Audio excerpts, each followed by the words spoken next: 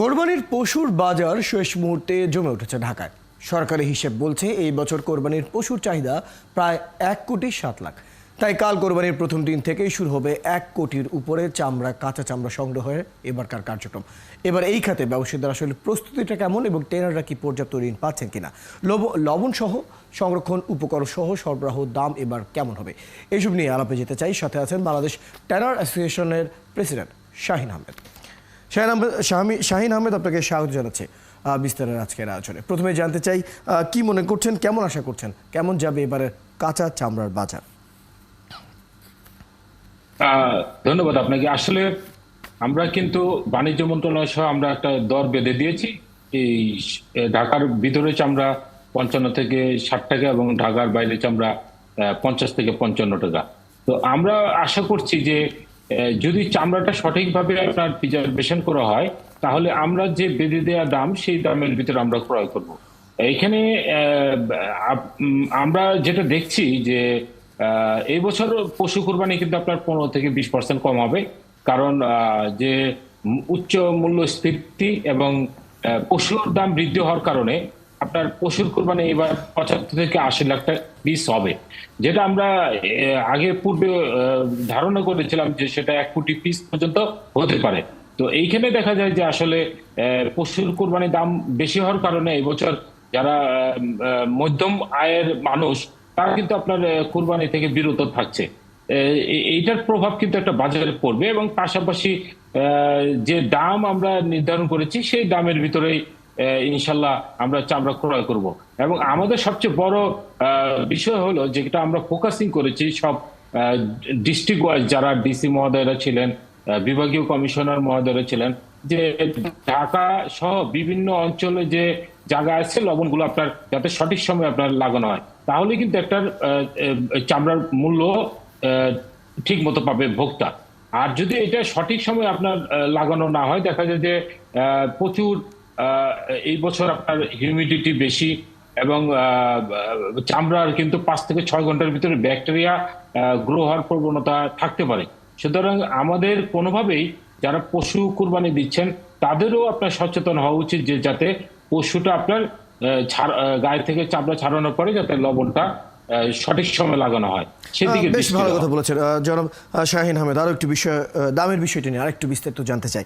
সরকার যখন দাম নির্ধারণ করে দেয় তখন আমরা একটি দামের হিসাব পাই যে কোন দামে কোন পশুর চামড়াটি আসলে আমরা নিতে পারছি। এই সময় সাধারণত আমরা দেখতে পারি মৌসুমি ব্যবসায়ীরা আসলে এই সময় মার্কেটটাতে প্রবেশ করে, যে কারণে আমরা দেখতে পাচ্ছি দাম নিয়ে অনেক সময় একটা কনফিউশন বা একটি তৈরি হয় যে কোন দামে কে আসলে এই চামড়াটি আসলে কিনবে। এবং আপনি যে বলছিলেন কিছুক্ষণ আগে যে প্রসেসিং অথবা সংরক্ষণের যে প্রক্রিয়া, সেটি নিয়েও যখন মৌসুমি ব্যবসায়ীদের কিন্তু অভিজ্ঞতা এবং তাদের যে কার্যক্রমের কথা আপনি বলছিলেন, অনেক সময়ই আপনারা বলেছেন সেই কাজটি আসলে সময় মতো করা হচ্ছে না। তাহলে তো আমরা দেখতে পাচ্ছি, গত বছর দেখেছি বেশ চামড়া আমরা নষ্ট হতে কিন্তু দেখেছি। কি সমাধান ভাবছেন এ নিয়ে? দেখুন, এখানে বিশেষত যে মৌসুমী ব্যবসায়ীরা আসলে আমাদের জন্য আশীর্বাদ আবার আশীর্বাদও না। কারণ হলো যে আমাদের যে এই বাজার, এখানে 1 থেকে 1.5 কোটি টাকার আপনার ব্যবসা হয় আপনার, কিন্তু এখানে দেখা যায় যে ব্যাংক কিন্তু আমাদেরকে খুব কম আপনার লোন সরবরাহ করে থাকে। আমাদের যে বলা হচ্ছে 270 কোটি টাকা আমাদের লোন দেওয়া হয়েছে, আসলে এটা ঠিক নয়। কারণ আমাদের যে 5 বছর ধরে যে এই লোনটাকে আমাদের রিশিডিউল করে দিচ্ছে, আমরা যে টাকাটাই জমা দিচ্ছি সে টাকাটা আমরা পাচ্ছি। আমার জানা মতে এই বছর 70 থেকে 80 কোটি টাকা আপনার নগদ টাকা পাবে ট্যানারি মালিকরা চামড়া ক্রয় করার জন্য, কিন্তু এটা প্রয়োজনের তুলনায় অপ্রতুল। আর এখানে বিশেষত আসলে বাজার ব্যবস্থাপনা, যে গতানুগতিক প্রচলিত বাজার ব্যবস্থাপনাকে আরো ঢেলে সাজাতে হবে, আপনার বিপণন ব্যবস্থা আরো উন্নত করতে হবে। কারণ যেভাবে আপনার 2-3 হাত বদল হয়ে ট্যানারি মালিকদের কাছে চামড়া আসে, আসলে কিন্তু ভোক্তা যদি আমরা যদি বাজারে হস্তক্ষেপ করতাম সরাসরি, বিশেষত ঢাকার যে চামড়াগুলো হয় সেগুলো মাদ্রাসা এতিমখানার চামড়াগুলো কিন্তু ট্যানার মালিকরা সরাসরি কিনে বিধায় কিন্তু মাদ্রাসা এতিমখানাগুলো আপনার সঠিক মূল্য পায়।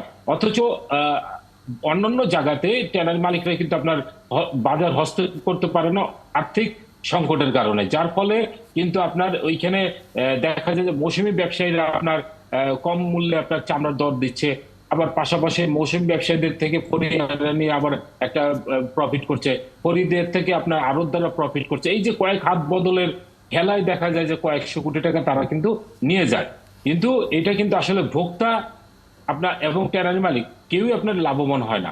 তো আমরা মনে করি যে আসলে এই যে বাজার বিপণন ব্যবস্থাপনা এবং প্রিজার্ভেশন, যেমন আপনার আধুনিক বিশ্বে কোল্ড স্টোরেজের ব্যবস্থাপনা আছে, সেই ব্যবস্থাপনা আপনার করতে হবে, স্লটারিং হাউসের ব্যবস্থাপনা করতে হবে, তাহলে দেখা যায় যে চামড়ার গুণগত মানটা ঠিক থাকবে।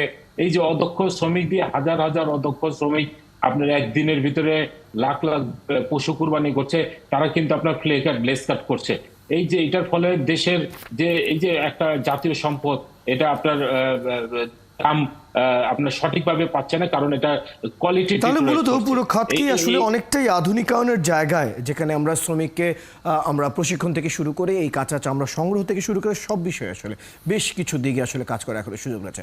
আশা করবো যথাযথ কর্তৃপক্ষ আপনার কথাগুলো আমলে নেবেন। ধন্যবাদ সময়টুকু দেওয়ার জন্য। দর্শক, আমাদের সাথে যুক্ত হয়েছিলেন বাংলাদেশ ট্যানার্স অ্যাসোসিয়েশনের প্রেস সভাপতি প্রেসিডেন্ট শাহিন আহমেদ। কথা বলছিলাম কাঁচা চামড়ার বর্তমান বাজার কেমন হতে পারে সেই বিষয়গুলো নিয়ে। দর্শক, এই পর্যায়ে